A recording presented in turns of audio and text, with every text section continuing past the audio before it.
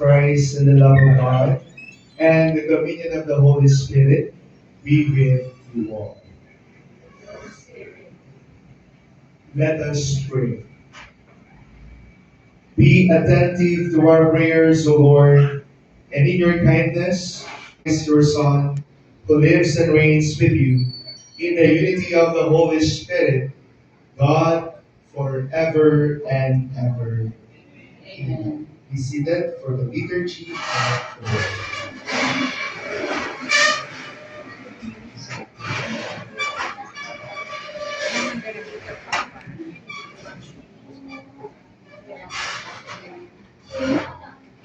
A reading from the book of Genesis.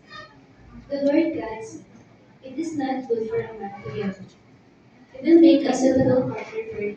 So the Lord God formed out of the ground various wild animals and various birds of earth. And he brought them to the man to see what he would call them. Whatever the man called each of them would be his name. The man gave names to the cattle, all the birds of the earth, and all the wild animals. But none proved to be suitable for me to die. So the Lord God caused a deep sleep on the man. And while he was asleep, he took out one of his ribs and closed up its heart and its face with flesh. The Lord God you, Zion, may you see the prosperity of Jerusalem all the days of your life. Response: happy are those who fear the Lord.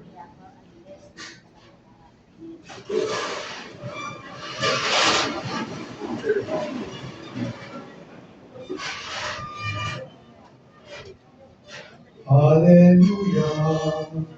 Hallelujah. Hallelujah. The Lord be with you. A reading from the Holy Gospel according to Matthew.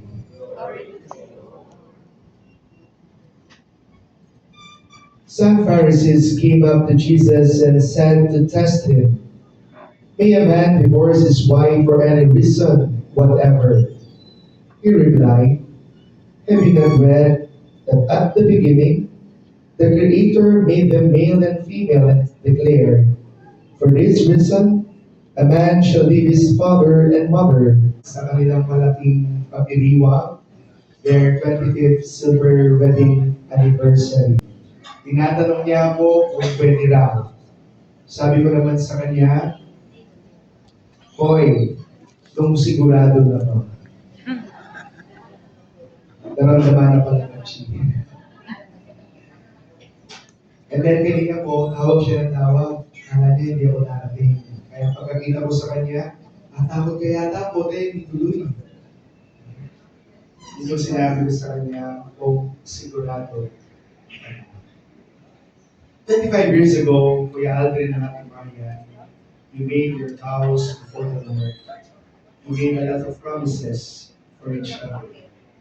You promised that You will love each other for better or for worse. Sa masaya, sa hirap. And for 25 years, I believe you have experienced a lot of things that sama Diyos.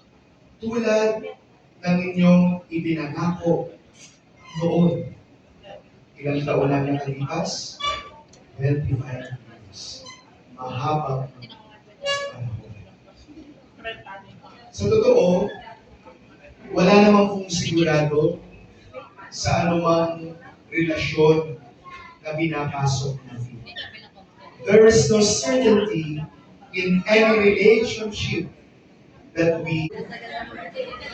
Ang ganda ng bawat samahan ay nasusukat hindi lang sa mga magagandang nangyari. Ang ganda ng bawat samahan o ugnayan ay nasusukat na kahit may mga pagkakataon na tayo ay nasaktan, nagpapatuloy. Ganda-ganda ko today. Diba? Ang ganda-ganda nila. Ganda-ganda nun, no? Focus nga kita. Oh, smile. Aywa. Aywa. Aywa, ang ganda-ganda niya today. Aywa, kambal. Nakabisache. Nakapost na pala. Hindi ba kayo pagkakaloob ng Panginoon ng aming suking?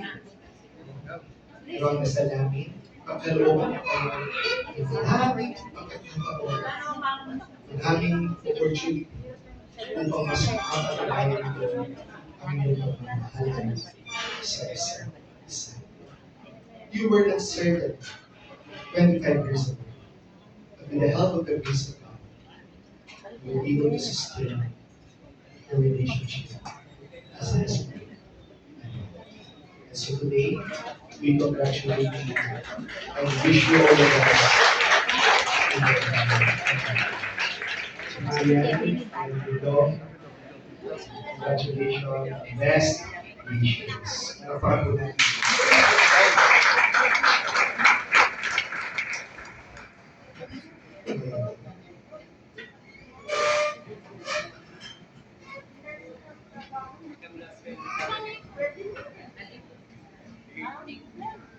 Siya na guys, hindi ko sila mapunta dun sa harap.